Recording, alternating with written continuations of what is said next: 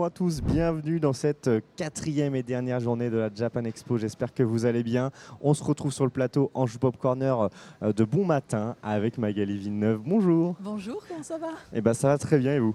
Très bien. Ça va? Alors déjà une première journée de Japan Expo de fait, donc Oui. ça va. Il y a de l'énergie d'utiliser, mais il en reste un petit peu pour cette deuxième journée. Oui, il en reste quand même pas mal, il y a du stock. Ouais, c'est ça. Alors Magali, on va remettre un peu de contexte. Vous êtes illustratrice, notamment, alors ici invitée avec Magic. Il y a eu aussi dans votre carrière du D&D. Il y a eu beaucoup d'univers fantasy. Moi, j'ai ici l'édition illustrée de l'Assassin Royal. Bon, c'est mon coup de cœur, l'Assassin Royal, donc forcément. Et cette édition illustrée, elle est magnifique. Je ne sais pas si elle est sortie chez nous d'ailleurs. Et je crois pas qu'elle soit sortie en France, non. Et donc je l'ai fait importer. Très bien, vous êtes une personne de goût, je valide. Voilà, il y a eu du Witcher, il y a eu beaucoup de choses, Ouais. beaucoup d'univers.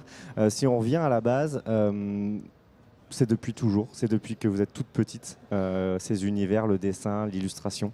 C'est presque depuis que je suis toute petite. Je me suis mise à dessiner, il y a presque eu un basculement, Ouais. à l'âge de 12 ans. 12 ans, ok. Parce qu'il y a vraiment eu un déclencheur pour moi qui est encore très frais dans ma mémoire. C'était que quand j'avais 12 ans, cette année-là, c'était la sortie du film d'animation La Belle et la Bête de Disney Ok. au cinéma. Et pour moi, ça a été une espèce de choc absolu. Alors, on pourrait croire que c'est la princesse. Non, moi, c'était la bête. Ouais. J'ai été ok. absolument subjuguée par l'animation, par l'expressivité, par le design.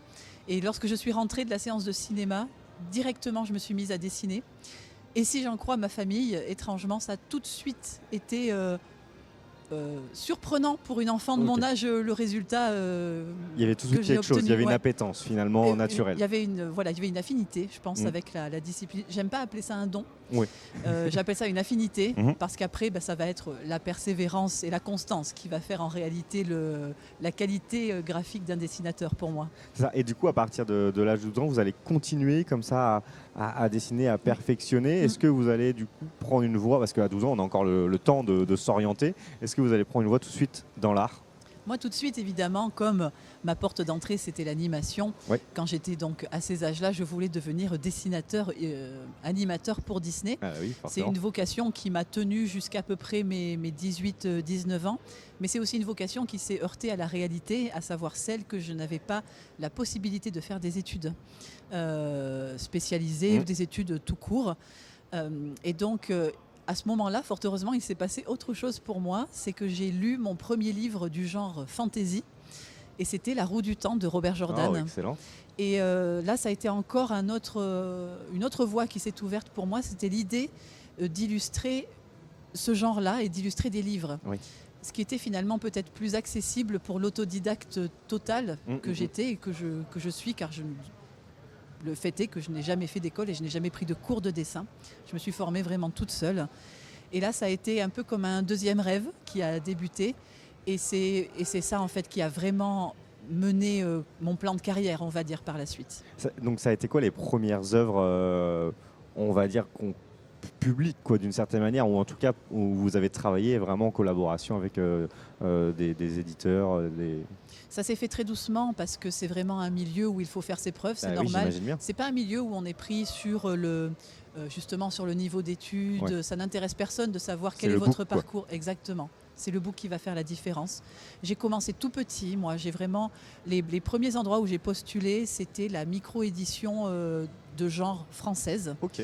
Et c'est ce milieu-là qui m'a d'abord ouvert les bras, on va dire. J'ai commencé comme ça. J'ai vraiment eu, je pense, la carrière qui est typique, vraiment, vous savez, la pente ascendante constante, mais très régulière comme ça, tout petit. Ça n'a pas été une explosion, ça n'a pas été d'un seul coup, waouh. Non, petit à petit, j'ai travaillé, je me suis améliorée aussi parce que mes débuts, je les ai faits il y a 20 ans. Hein. J'ai Ouais. commencé en 2006 en professionnel. Vous imaginez bien que le niveau que j'avais à l'époque n'est pas le niveau que j'ai aujourd'hui. On progresse. Ça, c'est intéressant. C'est des Exactement. métiers où on progresse en permanence. Tout à fait, j'ai progressé en travaillant. C'est mon travail qui m'a rendu meilleur finalement. Et voilà, toute l'évolution de ma carrière s'est faite comme ça. De la micro-édition française, je suis passée à l'édition un petit peu plus, grand public, chez des éditeurs que les gens connaissaient mieux. Ouais. Le vrai basculement pour moi, ça a été l'accession au marché américain. D'accord. Ok. Que j'ai fait de mon propre chef. Ça ne m'est pas tombé dessus. Un jour, donc j'étais dans une grande enseigne culturelle et j'ai vu un artbook du Trône de Fer. Ok. Je vous parle de ça, du Trône de Fer avant, avant la série, donc, bien sûr. C'était des illustrations basées sur le livre. Oui. Et j'ai regardé quel était l'éditeur en fait de ces illustrations-là, et je me suis aperçue que la majeure part des illustrations de cet artbook étaient tirées en fait d'un TCG, donc d'un jeu de cartes à collectionner, édité par Fantasy Flight Games, qui est une société américaine. Tout à fait. Et je me suis dit, je regardais les illustrations et je me suis dit, ah mais en fait peut-être que je suis au niveau là. J'ai postulé chez eux, j'ai été prise immédiatement. Ok, incroyable. Et là, j'ai commencé vraiment à travailler pour le marché américain. Et j'ai tout de suite été prise d'ailleurs pour le Trône de Fer. Et là, ça a commencé à être incroyable parce que quand j'ai commencé cette carrière, j'avais certains grâles, on va dire. A Song of Ice and Fire, donc la série de George Martin, faisait vraiment partie des choses qui me faisaient rêver. Avec Le Seigneur des Anneaux, avec Magic, avec des choses comme ça. Ça faisait partie des trucs où je me disais, allez, on dit toujours, il faut rêver grand pour essayer d'arriver au moins petit. Ouais. Et moi, j'avais des ambitions comme ça. Et là, j'accédais à ça pour la première fois. Et alors là, c'était parti. Du coup, ça veut dire qu'en parallèle du travail d'illustratrice, ça, vous continuez à vous nourrir des univers de fantasy, à lire des bouquins, à regarder éventuellement des adaptations. Alors là, c'est surprenant parce qu'on pourrait croire qu'un illustrateur de SFFF, donc science-fiction, fantasy, fantastique, est essentiellement influencé par ça. Moi, en réalité, je ne sais pas si je suis ovniesque, mais mes influences essentielles ne sont pas du tout des influences de genre. Ouais. Comme je vous l'expliquais tout à l'heure, mon premier livre de genre, je l'ai lu à 18-19 ans. Mais parce qu'avant ça, moi, je ne lisais que de la litterature classique. Je suis très 19e, des auteurs comme ça, les romantiques. Ouais. Et c'est la même chose en réalité pour l'art pictural. Je suis beaucoup plus influencée par des choses anciennes, la peinture classique, le baroque, la Renaissance, les pré-raphaélites. Beaucoup plus que l'illustration genrée, on va dire. Mais on retrouve plein d'éléments quand même. Enfin, il y a des choses, c'est vrai qu'on peut s'inspirer quand on y pense à l'art plus tradit. Et d'ailleurs, c'est bien de faire le lien entre la pop culture et la culture de manière générale.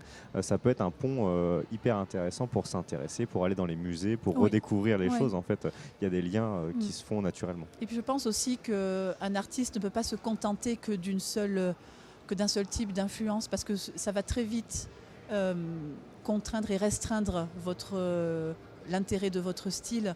Il faut faire attention à ne pas se stéréotyper, je pense, parce qu'on est quand même, c'est un milieu où on est quand même assez nombreux, la concurrence est assez rude. Si on se retrouve tous un peu à se stéréotyper juste pour avoir un style à la mode, je ne pense pas que ce soit très viable en fait. Ouais, complètement.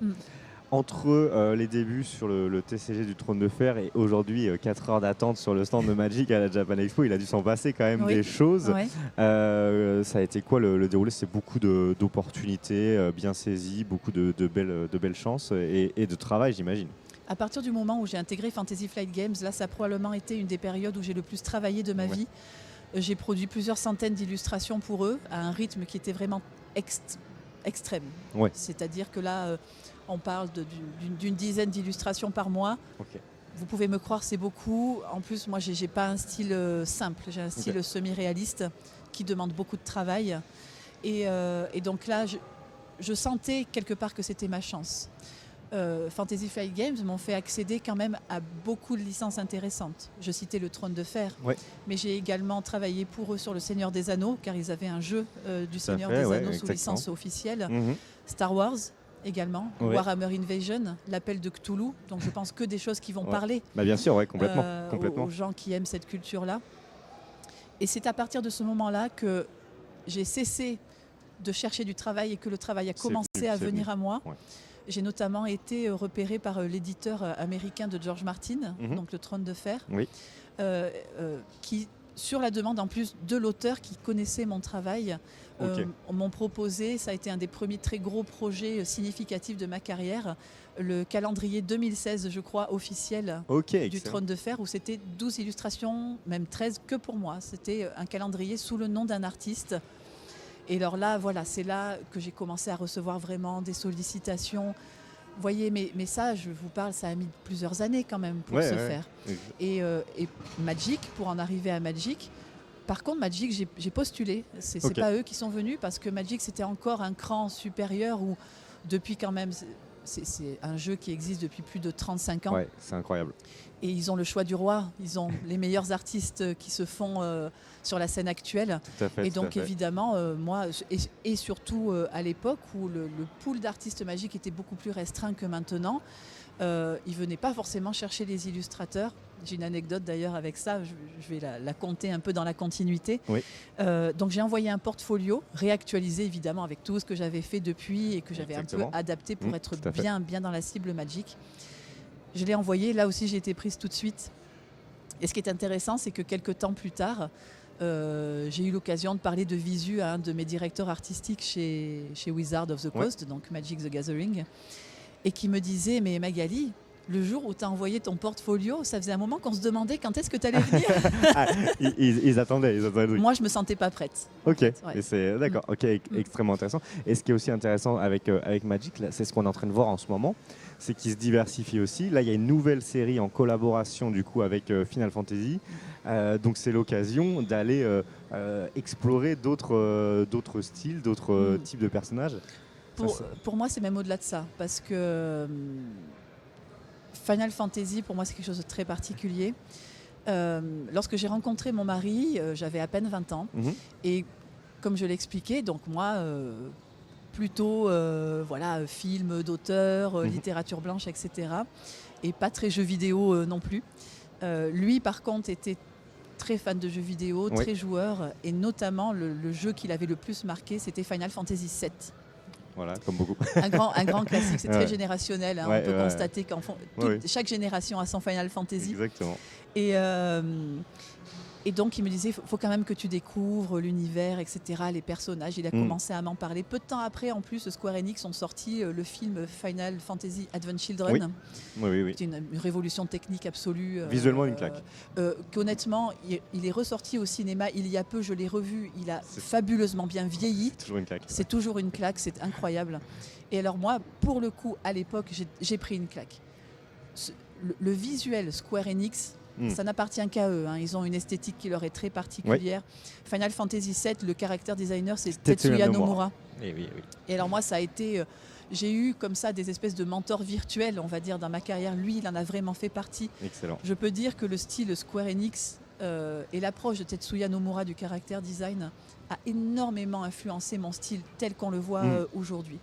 Ce qui fait que lorsque Wizard of the Coast m'ont annoncé qu'on allait démarrer Final Fantasy et que j'allais faire partie des illustrateurs qui allaient travailler pour ce set, encore une fois, j'ai déjà eu beaucoup de chance dans ma carrière et j'ai fait beaucoup de choses que je trouvais fabuleuses. Et là, je me dis, mais c'est pas possible, ça va m'arriver. Et quand on voit en plus les cartes et les illustrations que j'ai eu la chance de faire, et j'ai pu dessiner Cloud, Strife et Sephiroth, donc Final Fantasy VII. Exactement.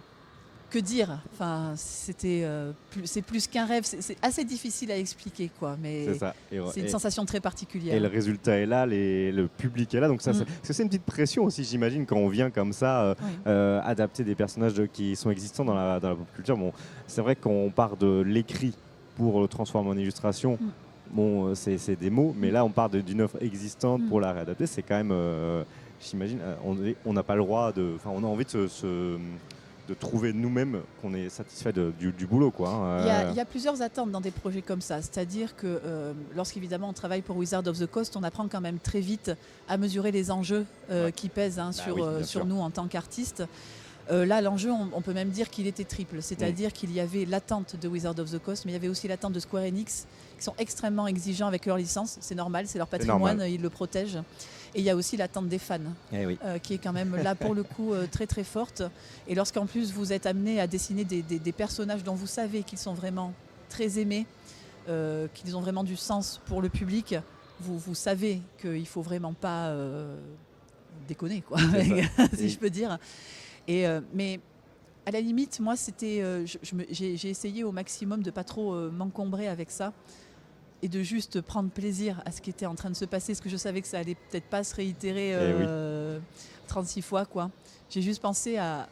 Enfin, moi, voilà, j'étais déjà tellement fan et tellement respectueuse parce que j'ai une telle admiration pour Final Fantasy, la licence dans son ensemble, que c'était naturel pour moi de vraiment de donner tout ce que j'avais sur ce set. Ouais. Complètement. Et je pense que le résultat est totalement là. Merci Magali. On ne va pas forcément s'attarder plus longtemps parce qu'il y a énormément de gens à rencontrer aujourd'hui. Ouais. En tout cas, on est très content d'être revenu sur cette carrière extraordinaire. On vous retrouve sur les réseaux sociaux, notamment il y a Instagram, Oui. il y a sûrement d'autres. Il y a Blue Sky, Blue Facebook. Sky, voilà, Ouais. Facebook. Et puis de temps en temps, alors en convention, alors ici en France, il y a la Japan Expo. J'ai vu que vous participiez notamment à des conventions spécialisées Oui. autour de l'univers Magic, Oui. donc un peu partout en Europe. Oui. Donc voilà, n'hésitez pas, ça se retrouve sur les réseaux. Oui, assez facilement. Quand il y a une date. Ouais. Merci beaucoup Magali Merci et à vous. très bonne convention.